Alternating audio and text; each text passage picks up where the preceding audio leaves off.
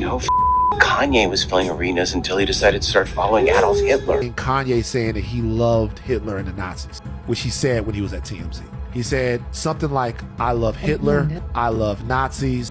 And I walk through the hotel, I walk down the street, and people look at me like I'm f***ing insane, like I'm Hitler. Kanye finally snapped. He had had enough of the Weeknd's mockeries directed at him. And boy, is he mad. Cannot give me any advice. I'm the most relevant voice on the planet Earth.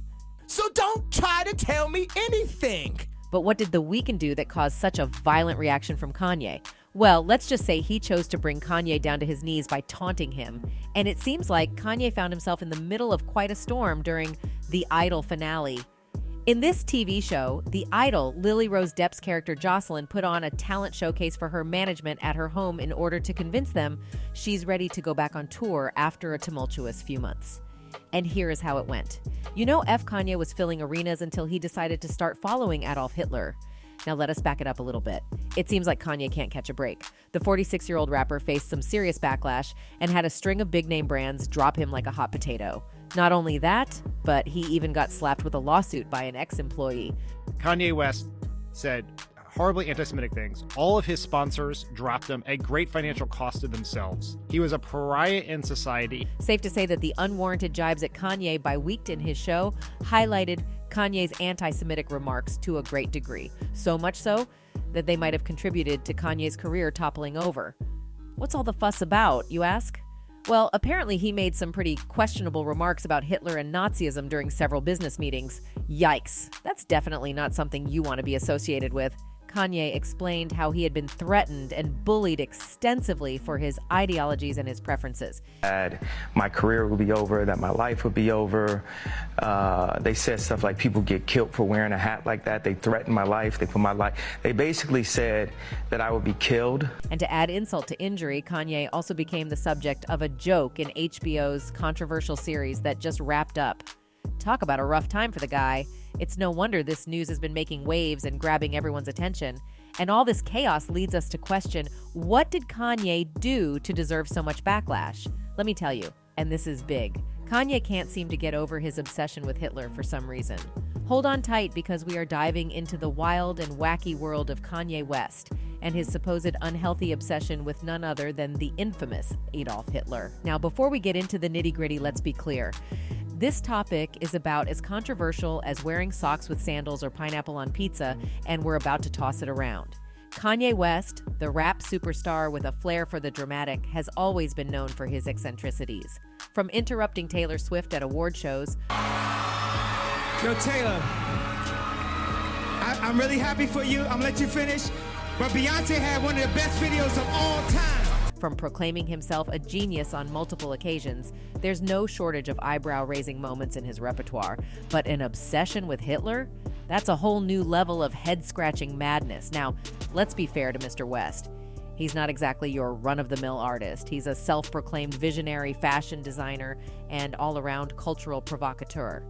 But when he starts publicly alluding to Hitler and drawing comparisons between himself and the dictator, it raises a few eyebrows. You're not Hitler. You're not a Nazi. You don't deserve to be called that and demonized. Well, I see good things about Hitler also. I mean, it's like comparing a sparkler to a flamethrower. They're both fire-related, but one has a much bigger impact, and it's not the sparkler, in case you were wondering. It all started with him bringing up Hitler in his interviews, shows, songs, etc. And I walk through the hotel, I walk down the street, and people look at me like I'm f***ing insane, like I'm Hitler. And then the situation escalated to something which became uncontrollable. So where does this obsession come from? Is it a desperate ploy for attention, or is there something deeper at play? Some speculate that Kanye sees himself as a misunderstood genius, much like Hitler perceived himself to be. A source revealed, if he felt you were trustworthy, there was a reasonably high likelihood that he would attempt to engage with you and evangelize his beliefs about Hitler and the Nazis to you. Another source from the music industry revealed how West always aimed to mimic the dictator's control over masses. This is what that source said. He was just so fascinated by Hitler, someone that can have complete control over people, and how he did it. I think it was maybe the understanding of who Hitler was and how he created his army. I think West started to almost correlate how he could manipulate things to be not the same level, but how he could try to get people to be his army. Not to forget the time when Kanye was wearing a mask, but speaking with his distinctive voice, he was making a plea for people to give Hitler and the Nazi Party a break. At first, Alex Jones frankly didn't know how to respond to what initially seemed like a comedy skit, but Kanye was dead serious, and there is new evidence to support this fixation that has lasted for decades. Every human being has something of value that they brought to the table, especially Hitler.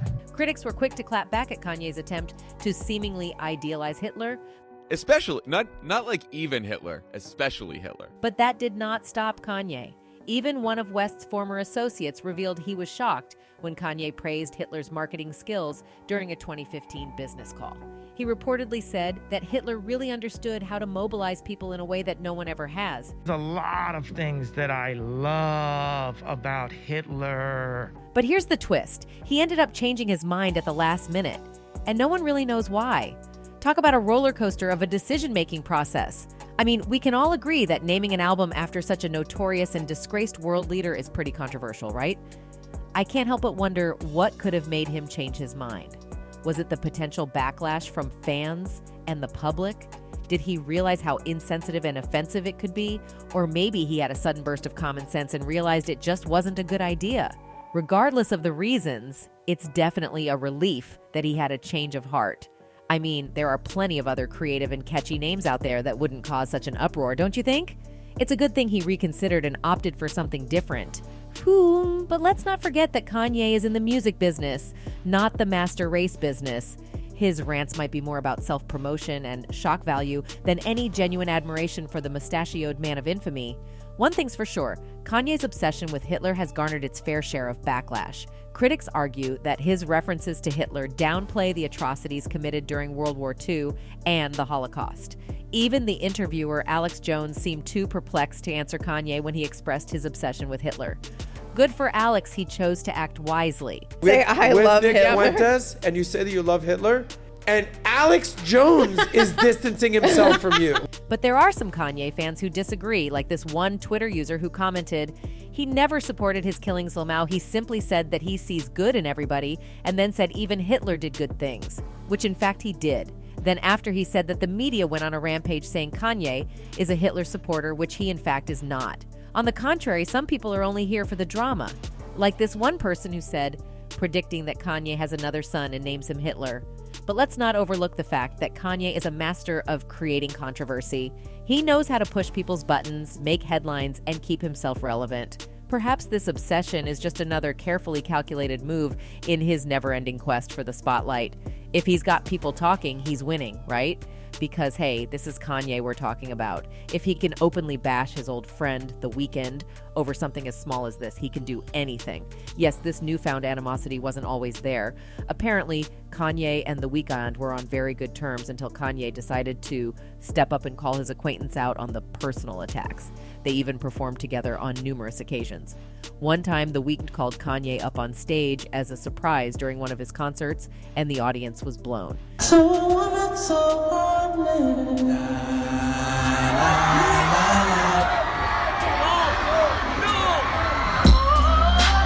So while we may never fully understand the depths of Kanye's mind and his peculiar obsessions or the reality of this matter, but one thing is certain. This drama will continue to captivate us, infuriate us, and leave us scratching our heads, all while wearing a pair of Yeezy sneakers. Oh, Kanye, you unpredictable genius, you. That's it for today, folks. Until next time, goodbye.